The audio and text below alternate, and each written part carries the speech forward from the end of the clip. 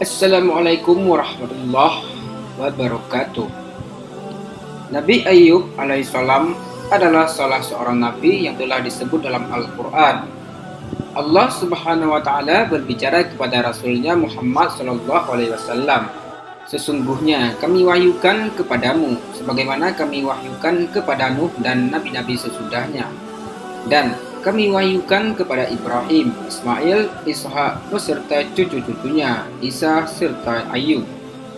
Quran Surat An-Nisa ayat 163. Nabi Ayub alaihissalam adalah seorang yang besar ketakwaannya. Ia menyayangi orang-orang miskin, memelihara janda-janda dan anak-anak yatim serta menghormati tamu. Ia juga menyuruhkan kepada kaumnya untuk menyembah Allah saja.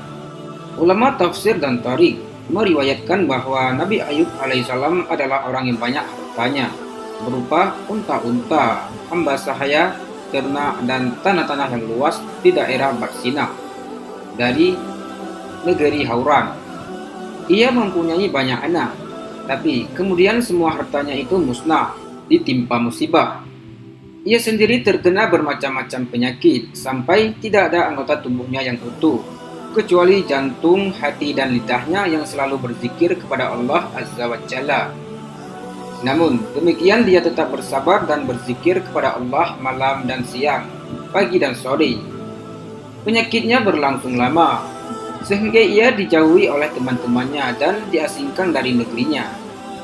Tidak ada seorang pun yang menjemputnya, kecuali istrinya yang menungguinya dengan setia dan penuh kasih sayang, karena tidak bisa melupakan kebaikan Ayub kepadanya. Ia mondar-mandir ke tempat Ayub untuk memenuhi segala keinginannya. Pada suatu hari, lemahlah keadaan istrinya dan berpulanglah hartanya, sehingga ia terpaksa bekerja pada orang lain dengan mendapat upah untuk memberi makan Ayub dan menolongnya. Istrinya tetap bersabar bersamanya, kendati mereka kehilangan harta dan anak, ditambah lagi dengan musibah yang menimpa suaminya dan ketiadaan uang, sehingga ia harus bekerja sesudah merasakan kebahagiaan dan kenikmatan. Semua ini bagi Ayub hanya menyebabkan semakin bertambahnya kesabaran, harapan, pujian, dan rasa syukur Ayub kepada Allah. Akhirnya dibuat perumpamaan bagi orang-orang yang sabar seperti kesabaran Nabi Ayub alaihissalam.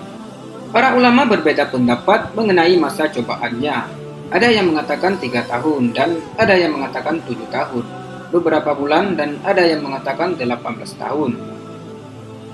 Diriwayatkan bahwa istrinya berkata, "Hai Ayub, seandainya engkau berdoa kepada Tuhanmu, niscaya Dia akan membebaskanmu." Ayub menjawab, "Aku telah hidup 70 tahun dalam keadaan sehat, sedang itu sangat sedikit bagi Allah jika aku bersabar untuknya 70 tahun." Diriwayatkan pula bahwa setiap ditimpa musibah ia mengucapkan, "Ya Allah, Engkau yang mengambil dan Engkaulah yang memberi." Ahli-ahli sejarah telah meriwayatkan banyak cerita tentang Ayub yang bahannya diambil dari kitab Ayub, juga dari tafsir Yahudi terhadap Taurat yang bernama Hajjada. Bahan tersebut tidak dipakai oleh ulama Islam yang bisa dipercaya, lantaran banyaknya campuran di dalamnya dan banyak riwayat selundupan. Sebagian ahli tafsir telah mengkritik macam bencana yang menimpa Ayub, hingga menyebabkan ia dihindari orang, diusir dari rumahnya keluar kota di dekat tempat sampah, dan tidak ada yang berhubungan dengannya, kecuali istrinya yang membawakan bekal makanan. Maka semua itu berasal dari Israiliyat, yang wajib diyakini kedustaannya, karena ia bukan saudara yang benar dan mendukung riwayat tersebut. Di samping itu, karena di antara syarat-syarat kenabian ialah tidak adanya penyakit-penyakit yang membuat orang lari dari Nabi itu. Sebab, apabila Nabi itu demikian, maka ia pun tidak dapat berhubungan dengan masyarakat dan tidak dapat menyampaikan syariat atau hukum-hukumnya. Ayub di dalam Al-Quran. Al-Quran menjelaskan gangguan yang menimpa tubuh Ayub. Ia berdoa kepada Tuhannya yang membebaskannya dari bencana dan mengembalikan keluarganya kepadanya. Allah Subhanahu wa Ta'ala berfirman, "Ingatlah kisah Ayub ketika ia berdoa kepada Tuhannya, 'Wahai Tuhanku, aku ditimpa kesusahan penyakit, sedangkan Engkau adalah Maha Penyayang di antara penyayang. Lalu, Kami kabulkan permintaannya dan kami hilangkan bencana yang menimpa dirinya, dan kami gantikan keluarganya dengan berlipat ganda sebagai rahmat dari kami, supaya menjadi peringatan bagi orang-orang yang menyembah kami. Quran Surat Al-Anbiya ayat 83-84. Ceritakanlah riwayat hamba kami Ayub ketika ia berseru kepada Tuhannya, "Aku ditimpa kepayahan dan penyakit yang disebabkan setan." Maka Allah berfirman kepadanya, "Hentakkanlah kakimu di bumi, niscaya timbul air yang sejuk untuk mandi dan minum." Quran Surat As-Sad. Cara penyembuhannya dijelaskan oleh firman Allah Ta'ala, "Hentakkanlah kakimu ke bumi, hai Ayub."